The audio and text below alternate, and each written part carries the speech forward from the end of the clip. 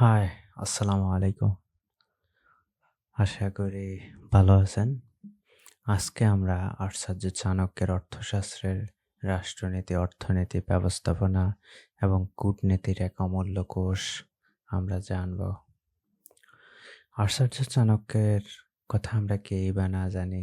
এই উপমহাদেশের সবচাইতে সুপুরুষ এবং সবচাইতে বুদ্ধিমান ব্যক্তি এবং সবচাইতে জ্ঞানী ব্যক্তি হয়তোবা তিনি। যদি তিনি ইউরোপে জন্ম নিতেন হয়তোবা কুনস, গ্রিফিন এরকম লেখকদের কাতারে থাকতেন। তো আমরা আচার্য চাণক্যের অর্থশাস্ত্র পড়লে কি কি জানতে পারবো?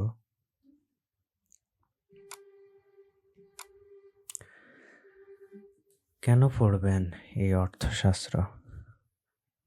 আচার্য চাণক্য রচিত অর্থশাস্ত্র কেবল একটি প্রাচীন গ্রন্থ নয়, বরং এটি রাষ্ট্রনীতি, অর্থনীতি, ব্যবস্থাপনা এবং কূটনীতির এক অমূল্য কোষ।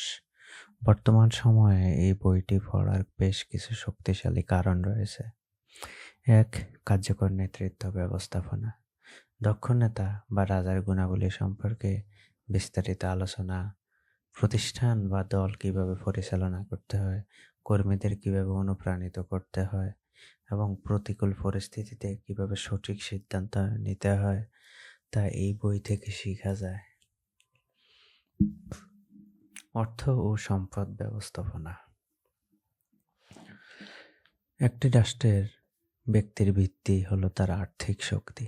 কিভাবে সম্পদ অর্জন করতে হয়, অর্জিত সম্পদ কিভাবে রক্ষা করতে হয় এবং তা সঠিকভাবে বিনিয়োগ বন্টন করার কৌশল তিনি শিখিয়েছেন। ৩. কূটনীতি ও কৌশল। বন্ধুকে চেনা, শত্রুকে মোকাবেলা করা এবং বিভিন্ন সম্পর্কের মধ্যে ভারসাম্য বজায় রাখার ক্ষেত্রে চাণক্যের কৌশল অতুলনীয়। জীবনের জটিল পথে কার সাথে কেমন আচরণ করা উচিত এবং কৌশলগতভাবে কিভাবে নিজের লক্ষ্য অর্জন করা যায় তার দিক নির্দেশনা এখান থেকেই পাওয়া যায়। শৃঙ্খলা এবং নৈতিকতা। একজন ব্যক্তির জীবনে শৃঙ্খলা ও কর্তব্যের উপর সবচেয়ে বেশি জোর দেওয়া হয়েছে। অলসতা ত্যাগ করে কিভাবে একজন মানুষ কর্মঠ এবং সফল হতে পারেন তার জন্য তিনি কঠোর কিছু নৈতিক নিয়ম বর্ণনা করেছেন। আইন ও সুশাসন। রাষ্ট্রের আইন ব্যবস্থা, বিচার পদ্ধতি এবং দুর্নীতি রোধে চাণক্যের কঠোর অবস্থা আজও বিস্ময়কর। সামাজিক স্থিতিশীলতা বজায় রাখার জন্য আইন ও শৃঙ্খলার প্রয়োজনীয়তা বুঝতে এই বইটি অত্যন্ত সহায়ক।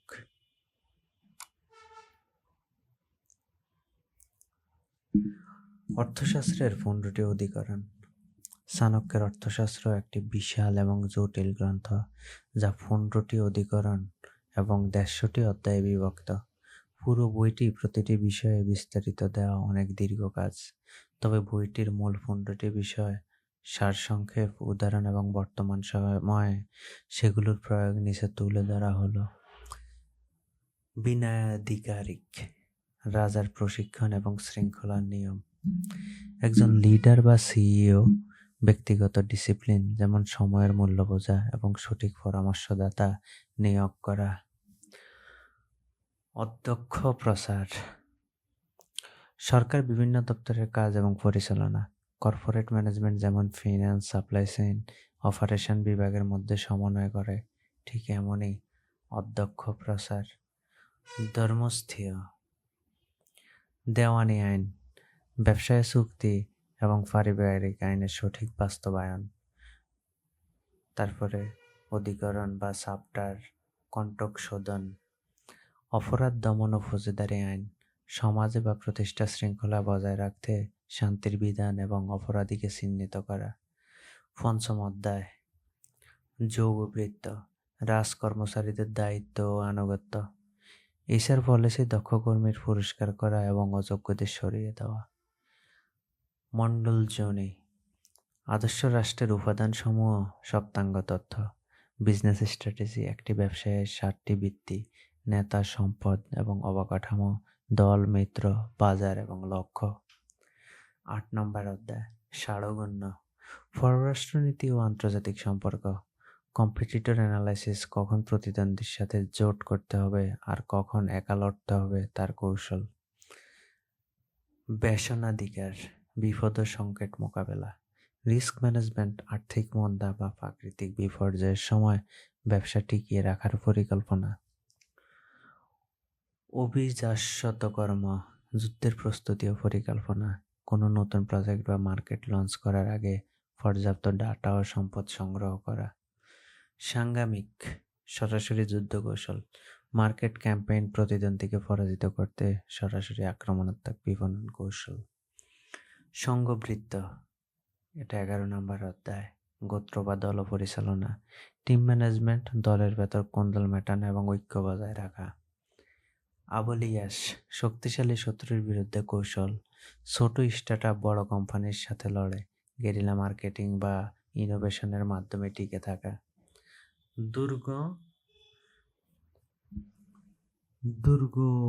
দুর্গল স্তম্ভপায়, দুর্গ জয় বা লক্ষ্য অর্জনের উপায়, মার্কেট শেয়ার দখল করা এবং চতুরতার সাথে প্রতিপক্ষের দুর্বল জায়গায় আঘাত করা।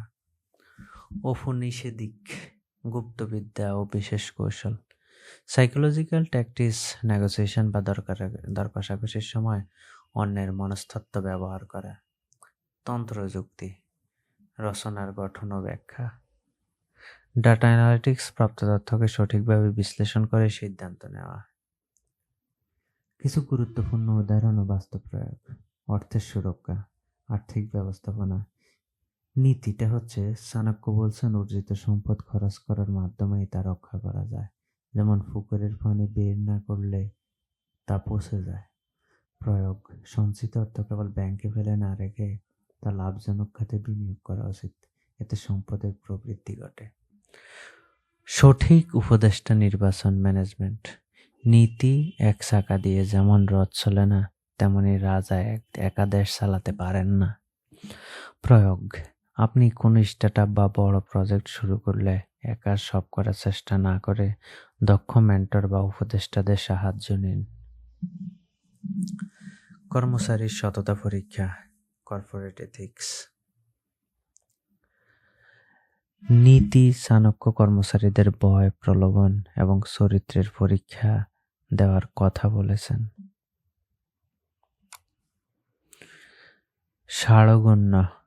ষাড়গণ্য নীতি, কূটনীতি। উদাহরণ, চাণক্য বলেছেন সন্ধি বা শান্তি চুক্তি তখনই করা উচিত যখন শত্রু আপনার চেয়ে শক্তিশালী। দর্শক, এই 15টি অধিকরণ বা 15টি চ্যাপ্টার পড়ে আপনার হয়তো চাণক্যকে কখনো মনে হবে একজন অর্থনীতিবিদ, কখনো মনে হবে এবং যোদ্ধাদের যে প্রধান কৌশলবিদ, যুদ্ধমন্ত্রী, কখনো মনে হবে যে পররাষ্ট্রমন্ত্রী, কখনো মনে হবে স্বরাষ্ট্রমন্ত্রী, কখনো মনে হবে আইনমন্ত্রী। সত্যিই এক জ্ঞানের অনন্য এক নিদর্শন।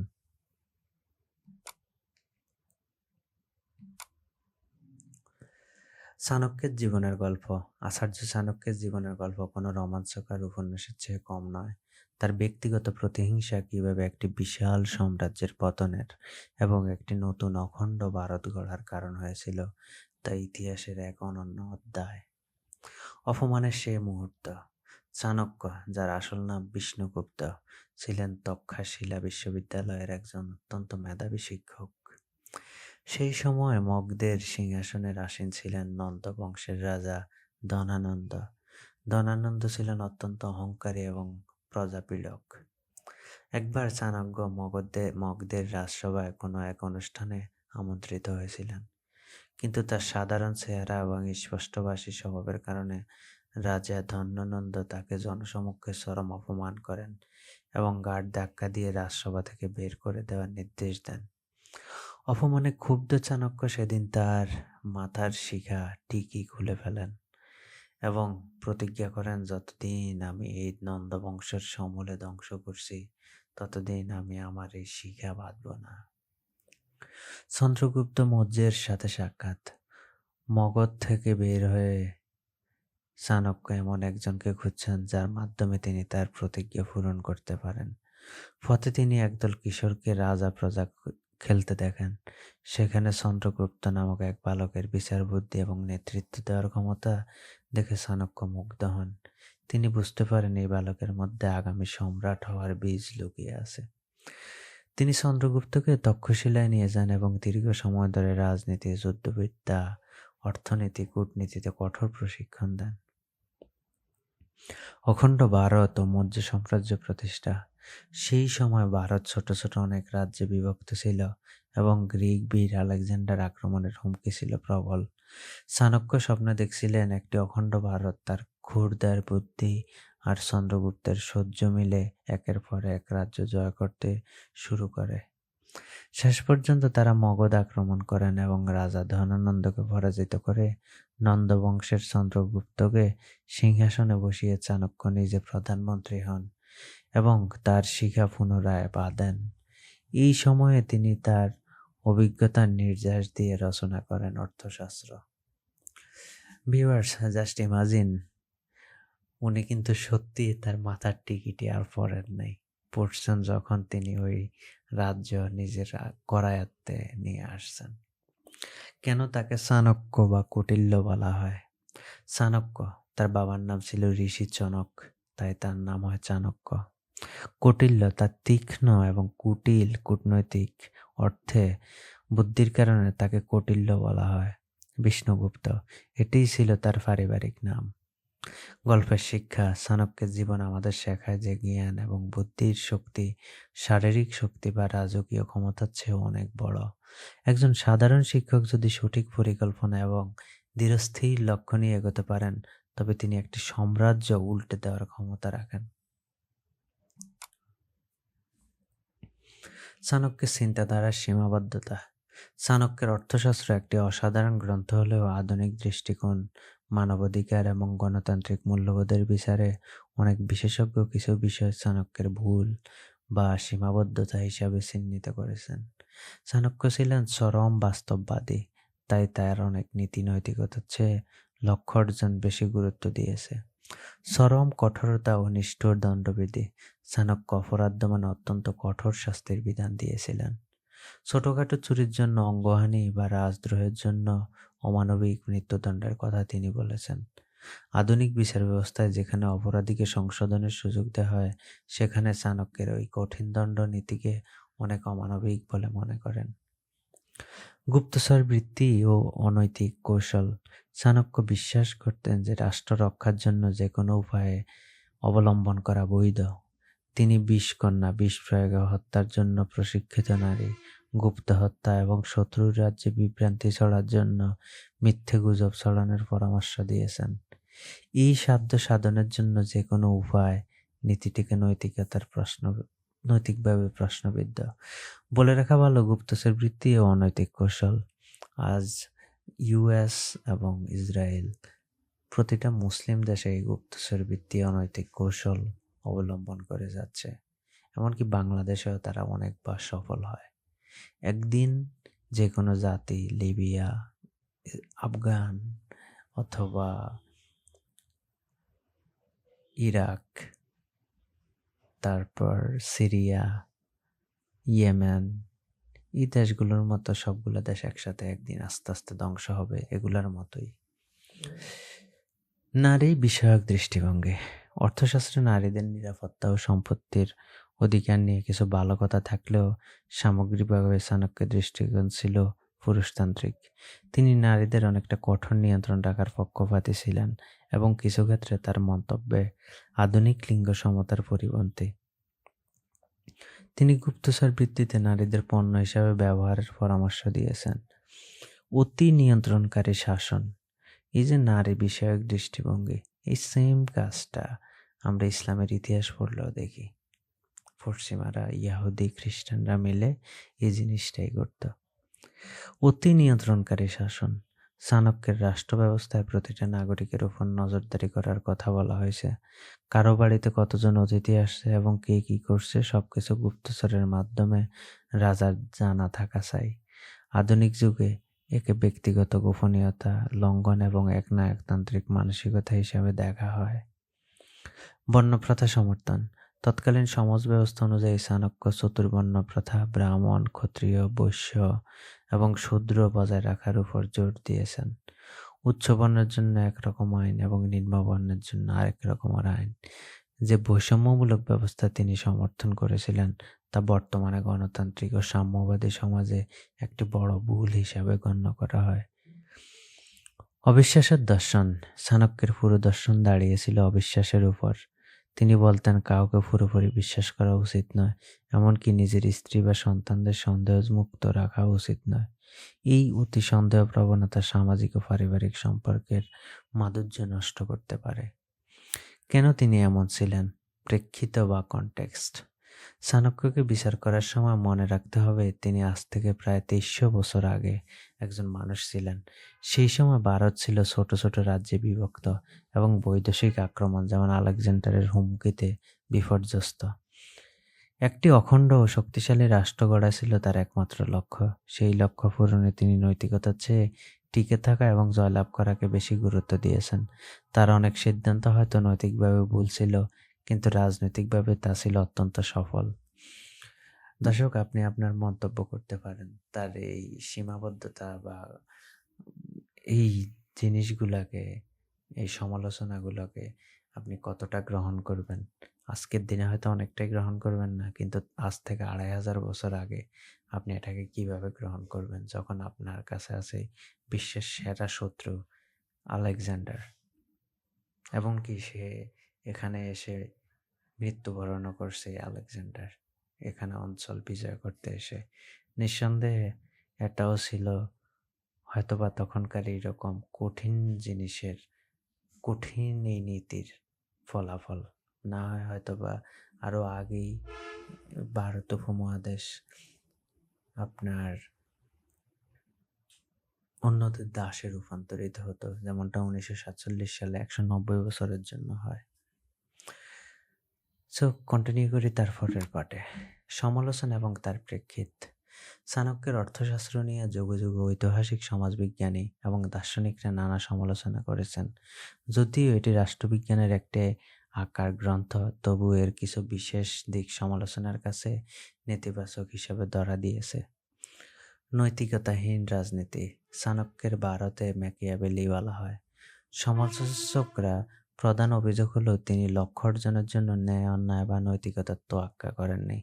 তার মতে রাষ্ট্র রক্ষার জন্য মিথ্যা বলা, প্রতারণা করা বা শত্রুকে বিষ প্রয়োগে হত্যা করা জায়েজ। এই উদ্দেশ্যে উপায়ে ন্যায্যতা দেয়। দর্শক, যদি ওনাকে খারাপ বলি তাহলে আজকের পৃথিবীতে আমরা কেমন, আমরা কি বা না করি। মানবাধিকার অভাব ও কঠোর দণ্ডবিধি। অর্থশাস্ত্রে অপরাধের শাস্তির বর্ণনা আছে, তা আধুনিক সভ্যতায় অত্যন্ত নিষ্ঠুর। চাবুক মারা, হাত পা কেটে ফেলা বা তপ্ত তেল ডুবিয়ে মারার মতো শাস্তির কথা তিনি উল্লেখ করেছেন। সমালোচকদের মতে তারা বিচার ব্যবস্থা ছিল কেবল ভীতি প্রদর্শনের জন্য, যা মানবিক মর্যাদাকে ক্ষুণ্ণ করে। অতি নজরদারি বা পুলিশি রাষ্ট্র। চাণক্য রাষ্ট্রের প্রতিটি স্তরে গুপ্তচর নিয়োগের কথা বলছেন। এমনকি সাধারণ মানুষের ঘরে, বাজারের দোকানে বা রাজপ্রাসাদের অন্দরেও ছদ্মবেশে গুপ্তচর রাখার পরামর্শ দিয়েছেন। একে আধুনিক রাষ্ট্রবিজ্ঞানে টোটালিটেরিয়ানিজম বা সর্বাত্মকবাদী শাসন বলে সমালোচনা করেন। সেখানে নাগরিকদের কোনো ব্যক্তিগত স্বাধীনতা বা গোপনীয়তা থাকে না। বর্ণ ও শ্রেণী বৈষম্য। সমালোচকরা মনে করেন চাণক্য প্রাচীন বর্ণপ্রথাকে অত্যন্ত কঠোরভাবে সমর্থন করেছেন। বইটিতে উচ্চ বর্ণের জন্য নমনীয় আইন এবং নিম্ন বর্ণের জন্য অত্যন্ত কঠোর বা বৈষম্যমূলক আইনের প্রস্তাব দেওয়া হয়েছে। এটি আধুনিক সাম্যবাদী সমাজ ব্যবস্থার সম্পূর্ণ পরিপন্থী। নারীদের ভোগ্যবস্তু কৌশলী হিসাবে দেখা। যদিও তিনি নারীদের সম্পত্তির অধিকার বা কিছু বিশেষ নিরাপত্তার কথা বলেছেন, তবুও তার সামগ্রিক দৃষ্টি ছিল সংকীর্ণ। তিনি গুপ্তচর বৃত্তিতে নারীদের শরীর ও সৌন্দর্য ব্যবহার করার পরামর্শ দিয়েছেন, যেমন বিষকন্যা। এছাড়া স্বামী স্ত্রীর সম্পর্কের ক্ষেত্রেও তিনি অত্যন্ত সন্দেহপ্রবণ ছিলেন, যা অনেক সমাজবিজ্ঞানী সমালোচনা করেছেন। অতি বাস্তববাদ। চাণক্য মানুষের চরিত্রের কেবল নেতিবাচক দিক, লোভ, ভয়, স্বার্থপরতা নিয়ে বেশি আলোচনা করেছেন। তিনি বিশ্বাস করতেন মানুষ জন্মগতভাবে স্বার্থপর, তাই তাকে শাসন করতেই হবে লাঠি দিয়ে। অতি নেতিবাচক দৃষ্টিভঙ্গি মানুষের মহত্ব, উদারত্বকে অস্বীকার করে বলে অনেক দার্শনিক মনে করেন। কেন এই সমালোচনা সত্ত্বেও বইটি অতি গুরুত্বপূর্ণ? সমালোচকরা স্বীকার করেন যে চাণক্য কোনো কাল্পনিক দুনিয়ায় বাস করতেন না। তার সময়টা ছিল যুদ্ধ এবং চরম অস্থিরতায়, তাই তিনি একটি অখণ্ড ভারত গড়ার জন্য আদর্শবাদী হওয়ার চেয়ে বাস্তববাদী হওয়াকে জরুরি মনে করেছিলেন। এক কথায় সমালোচনা অর্থশাস্ত্র একটি অত্যন্ত বুদ্ধিদীপ্ত কিন্তু শীতল এবং কঠোর হৃদয়ের গ্রন্থ, যা মানুষের আবেগের চেয়ে রাষ্ট্রের টিকে থাকাকে বেশি গুরুত্ব দেয়।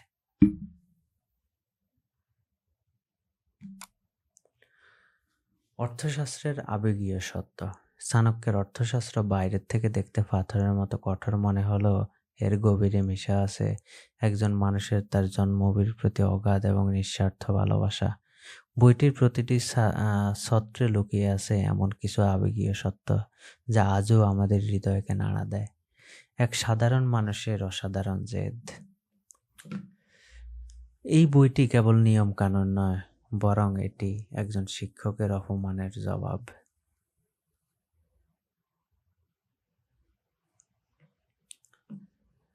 একজন সাধারণ ব্রাহ্মণ যার সম্বল ছিল কেবল তার জ্ঞান আর হাতে একটা লাঠি, তিনি যখন তার শিখাগুলো প্রতিজ্ঞা করেন যে একাই এই শক্তিশালী সাম্রাজ্য উল্টে দিবেন, সেই জেদ আমাদের মনে করিয়ে দেয় যে মানুষ চাইলে শূন্য থেকে বিশ্ব জয় করতে পারে। চাণক্য আমাদের শেখান অপমানকে রাগ হিসাবে নয়, শক্তি হিসাবে জমা রাখতে হয়। শিষ্যের প্রতি গুরুর নিঃস্বার্থ ত্যাগ। চাণক্য চাইলেই নিজের রাজা হতে পারতেন। মগধ জয়ের পর সমস্ত ক্ষমতা তার হাতের মুঠোয় ছিল, কিন্তু তিনি নিজে সিংহাসনে না বসে তার প্রিয় শিষ্য চন্দ্রগুপ্তকে সম্রাট বানিয়েছিলেন। তিনি নিজেও সারা জীবন সাধারণ কুটিরেই কাটিয়ে দিয়েছেন। এই যে তৈরি করার আনন্দ, নিজের চেয়ে অন্যকে বড় করে তোলার মহানুভবতা, তা কেবল এমন একজন প্রকৃত গুরুর পক্ষেই সম্ভব। দেশপ্রেমের এক অখণ্ড স্বপ্ন। সে 1000 বছর আগে যখন ভারতে ছোট ছোট টুকরোয় ভাগ হয়ে একে অপরের সাথে লড়ছিল, তখন চাণক্য স্বপ্ন দেখছিলেন একটি অখণ্ড ভারতের। তিনি চেয়েছিলেন এমন এক দেশ যেখানে বাইরের কোনো শক্তি এসে হানা দিতে পারবে না। তার এই দূরদর্শিতা এবং দেশের প্রতি মায়া আজও আমাদের শিহরিত করে। তিনি শিখিয়েছিলেন ব্যক্তিত্বের চেয়ে দল বড়, আর দলের চেয়ে দেশ বড়। বাস্তব জীবনে এক পরম বন্ধু। জীবনের কঠিন সময়ে যখন আপন মানুষগুলো পর হয়ে যায়, বা যখন আপনি বুঝতে পারেন না কোন পথে এগোবেন, তখন অর্থশাস্ত্র বা চাণক্যের নীতিগুলো একজন কঠোর কিন্তু সত্যবাদী বন্ধুর মতো আপনার পাশে দাঁড়িয়ে এটি আপনাকে মিথ্যে সান্ত্বনা দেয় না, বরং চোখে আঙ্গুল দিয়ে বাস্তবতাকে দেখিয়ে দেয়। জীবনের রূঢ় সত্যগুলোকে হাসি মুখে গ্রহণ করার সাহস দেয় এই বই। এক নিঃসঙ্গ বিপ্লবীর গল্প। ভাবুন তো সেই মানুষটির কথা যাকে সবাই কুটিল বা কঠোর বলে ডাকতেন, কিন্তু তিনি এই কঠোরতা অবলম্বন করছিলেন কেবল তার দেশের মানুষের মুখে হাসি ফোটানোর জন্য। নিজের ব্যক্তিগত সুখ, পরিবার বা আরামটাকে বিসর্জন দিয়ে তিনি কেবল কাজ করে গেছেন। এই নিঃসঙ্গতা এবং কর্তব্যপরায়ণ আমাদের শেখায় যে বড় কোনো লক্ষ্য অর্জনের পথে অনেক সময় একাই হাঁটতে হয়। উপসংহার: চাণক্যের অর্থশাস্ত্র কেবল একটি বই নয়, এটি একটি প্রদীপ। অন্ধকার সময়ে যখন চারপাশে ধোঁয়াশা মনে হয়, তখন এই বইয়ের নীতিগুলো পথ দেখায়। এটি আমাদের শেখায় যে আপনি যেখানেই থেকে শুরু করেন না কেন, আপনার ধৈর্য, বুদ্ধি এবং সততা থাকে, তবে পৃথিবীর কোনো শক্তিই আপনাকে দমাতে পারবে না। দর্শক, আশা করি আপনি একটা বড় লেসন পেয়েছেন চাণক্য থেকে। তবে এখানে সব কিছুতেই আমরা না গেলেও অন্তত অর্থশাস্ত্রের 15টি অধিকারণ, যেমন বিনয়াধিকারক, রাজার প্রশিক্ষণ এবং শৃঙ্খলার নিয়ম, যেটা আজকে আমরা আধুনিক লিডার অথবা কর্পোরেট সিইও অথবা যে কোনো জায়গার নেতৃত্ব দিতে কাজে লাগবে। অধ্যক্ষ প্রচার, সরকারি বিভিন্ন দপ্তরের কাজ এবং পরিচালনা। কর্পোরেট ম্যানেজমেন্ট, যেমন ফাইন্যান্স, সাপ্লাই চেইন, অপারেশন বিভাগের মধ্যে সমন্বয়, অর্থাৎ একটা বিভাগ আরেকটা বিভাগের সাথে কানেক্ট করা। এটাও খুবই ইম্পর্ট্যান্ট একটা জিনিস, যা ওনার এই অধ্যক্ষ প্রচারের থেকে পাওয়া যায়। ধর্মস্থীয়, দেওয়ানি আইন, আইন, সিভিল ল, এটা আজকে কোন জায়গায় বা অপ্রয়োজন? এটা তো এখন খুবই প্রয়োজন। একইভাবে কন্টক শোধন, যেখানে অপরাধ দমন ও ফৌজদারি আইন, যোগবৃত্ত, যেখানে রাজকর্মচারীদের দায়িত্ব অনুগত হয়। একটা সরকারি প্রতিষ্ঠান হতে পারে, একটা বেসরকারি প্রতিষ্ঠান হতে পারে, যেখানে হিউম্যান রিসোর্স কিভাবে কাজে লাগানো হবে। আদর্শ রাষ্ট্রের উপাদান সমূহ, সপ্তাঙ্গ তত্ত্ব বা মন্ডল জোনে। বিজনেস স্ট্র্যাটেজির মাঝে যেমন আমরা নেতা, সম্পদ, অবকাঠামো, দল, মিত্র, বাজার এবং লক্ষ্যকে একসাথে করে আগাই, ঠিক এটাই আদর্শ রাষ্ট্রের উপাদান সমূহ, সপ্তাঙ্গ তত্ত্ব। পররাষ্ট্রনীতি ও আন্তর্জাতিক সম্পর্ক, একটা দেশের জন্য, একটা বিজনেস প্রতিষ্ঠানের জন্য সব জায়গায় এটার দরকার হয়। অর্থাৎ এখানে যে 15টি অধ্যায় আছে, প্রতিটা জিনিসেরই বিস্তারিত তথ্যের দরকার আছে। দর্শক, আপনি আপনার সময়ের জন্য অনেক ধন্যবাদ। আর আশা করি এই 15টি অধ্যায় আপনি আপনার জীবনে কাজে লাগাবেন। Thank you for your watching. যদি কোনো মন্তব্য থাকে, আলোচনা বা সমালোচনা থাকে, এমনকি যদি মনে হয় একটা ধন্যবাদ দিতে হবে, তাও আপনি জানাতে পারেন কমেন্ট বক্সের মাধ্যমে। ধন্যবাদ আপনাকে এতক্ষণ সময় দেওয়ার জন্য। দেখা হবে আরেকটি পর্বে।